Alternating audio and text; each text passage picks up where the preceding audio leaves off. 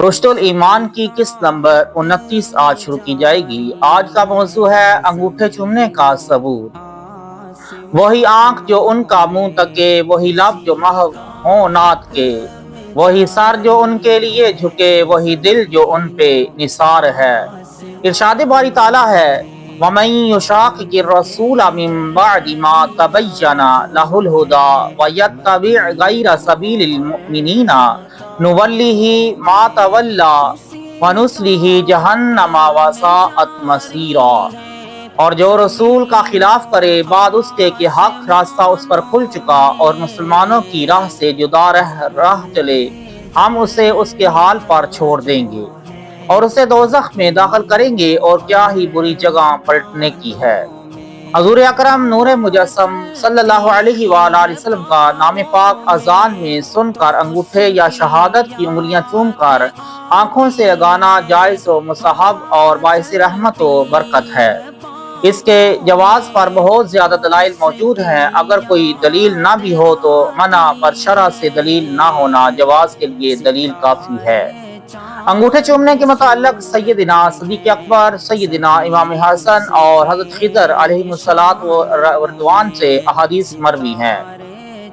دہلوی نے مسند الفردوس میں حضرت ابو بکر صدیق رضی اللہ تعالیٰ عنہ سے روایت کیا ہے کہ جب انہوں نے مؤذن کو اشہد ان محمد رسول اللہ کہتے سنا تو یہ پڑھا اشہد ان محمدا عبدہ ورسولہ رضیت باللہ ربا وبالاسلام دینا وبمحمد صلی اللہ تعالی علیہ وآلہ وسلم نبیا۔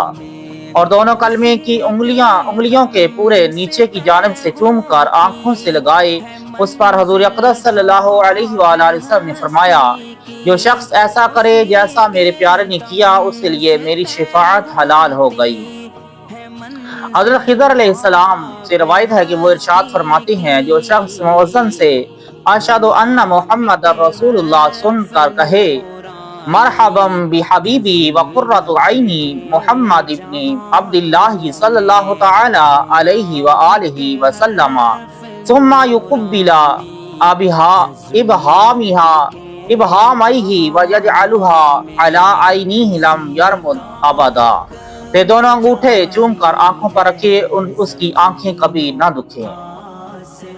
حضرت امام حسن علی جد الکریم علیہ الصلوۃ والتسلیم نے فرمایا جو شخص مؤذن کو اشہد ان محمد رسول اللہ کہتے سن کر یہ دعا پڑھے مرحبا بحبیبی قرۃ عینی محمد ابن عبداللہ صلی اللہ تعالی علیہ وآلہ وسلم یقبل ابہامہ ویجعلہا علی عینیہ لم یعمی ولم یرمد ابدا، اور اپنے انگوٹھے چوم کر آنکھوں پر رکھے، نہ کبھی اندھا ہو اور نہ آنکھیں دکھیں۔ نبی اکرم صلی اللہ علیہ وآلہ وسلم سے مروی ہے کہ آپ نے فرمایا جو شخص میرا نام اذان میں سنے اور اپنے انگوٹھے چوم کر آنکھوں پر رکھے تو میں اسے قیامت کی صفوں میں تلاش کروں گا اور اسے اپنے پیچھے پیچھے جنت میں لے جاؤں گا۔ آنکھوں کا تارا نام محمد، دل کا اجالا نام محمد صلی اللہ علیہ وآلہ وسلم۔ شرح نقائیہ میں ہے خبردار رہو بے شک مستحب ہے کہ جب اذان میں پہلی بار اشہد ان محمد رسول اللہ سنے صلی اللہ علیہ کا یا رسول اللہ کہے اور دوسری بار قرۃ عینی بھی کا یا رسول اللہ کہے، پھر انگوٹھوں کے داخل آنکھوں پر رکھ کر کہے اللہم متعنی بالسمع والبصر فإنہ صلی اللہ تعالی علیہ وآلہ وسلم یکون لہ قائدا الی الجنۃ۔ تو نبی اکرم صلی اللہ علیہ وآلہ وسلم اپنے پیچھے پیچھے اسے جنت میں لے جائیں گے۔ ایسا ہی کنز العباد میں بھی ہے۔ جب حضرت آدم علیہ السلام جنت میں حضرت محمد رسول اللہ صلی اللہ علیہ وآلہ وسلم کی زیارت کے مشتاق ہوئے تو اللہ تعالیٰ نے اپنے حبیب علیہ السلام کا رخ پر نور حضرت آدم علیہ السلام کے دونوں انگوٹھوں کے ناخنوں میں مثل آئینہ ظاہر فرمایا، تو حضرت آدم علیہ السلام نے اپنے انگوٹھوں کے ناخنوں کو چوم کر آنکھوں سے لگایا۔ پس یہ سنت ان کی اولاد میں جاری ہوئی۔ پھر جب جبرائیل امین علیہ السلام نے نبی کریم صلی اللہ علیہ وآلہ وسلم کو یہ قصہ عرض کیا تو آپ نے فرمایا جو شخص اذان میں میرا نام سنے اور اپنے انگوٹھوں کے ناخنوں کو چوم کر آنکھوں سے لگائے وہ کبھی اندھا نہ ہوگا۔ اس کو روح البیان جلد نمبر 7 صفحہ نمبر 229 میں روایت کیا گیا ہے۔ اعتراض نمبر 1 مصنف بیان کرتے ہیں کہ انگوٹھے چومنے والی حدیث صحیح نہیں، لہذا اس پر عمل نہیں کرنا چاہیے۔ اس کے جواب میں مصنف فرماتے ہیں صحت حدیث کے انکار سے اس کے حسن ہونے کی نفی نہیں ہوتی، پھر اسے محض باطل اور موضوع ٹھہرانا تو سراسر جہالت ہے۔ صحیح اور موضوع کی وسط میں بہت اقسام حدیث ہیں، اگر حدیث ضعیف بھی ہو تو فضائل اعمال بھی معتبر ہے۔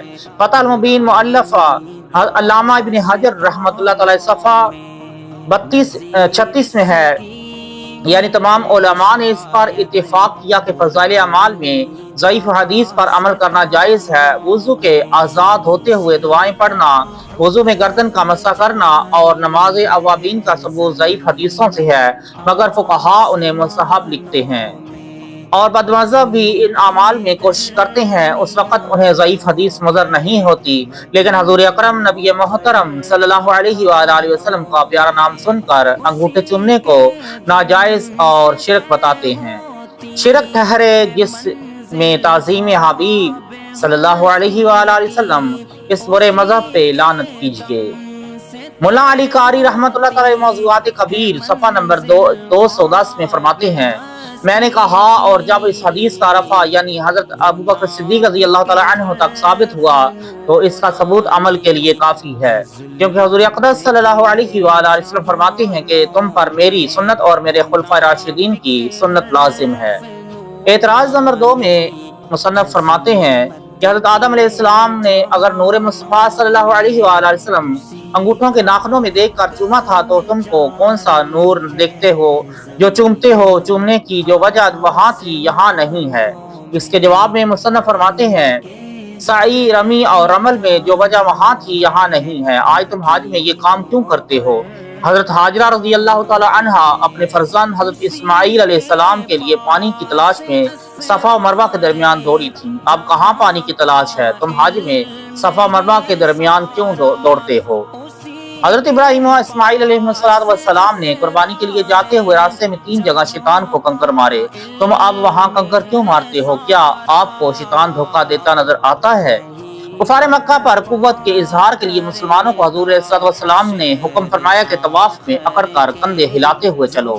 اب طواف قدوم میں مرد رمل کیوں کرتے ہیں، یعنی اکڑ کر کیوں چلتے ہیں؟ حضرات انبیاء اور اولیاء علیہ السلام کے بعد اعمال ایسے مقبول ہو جاتے ہیں کہ ان کی یادگار باقی رکھی جاتی ہے، اگرچہ وہ ضرورت باقی نہ رہے۔ یہاں بھی حضرت آدم علیہ السلام کی یادگار قائم رکھنے کے لیے ہم انگوٹھے چومتے ہیں، اگرچہ ہمیں نور نظر نہیں آتا۔ نیز حضرت آدم علیہ السلام، حضرت حوا علیہ السلام جب جنت سے باہر تشریف لائے تو جنتی لباس اتار لیا گیا، صرف ناخنوں میں جنتی لباس رہ گیا۔ ہم اس لیے بھی ناخن چومتے ہیں کہ ہو سکتا ہے جنتی لباس چومنے کی برکت سے جنت مل جائے۔ آنکھوں کا تارا نام محمد، دل کا اجالا نام محمد، پوچھے گا مولا لایا ہے کیا میں یہ کہوں گا نام محمد صلی اللہ علیہ وآلہ وسلم۔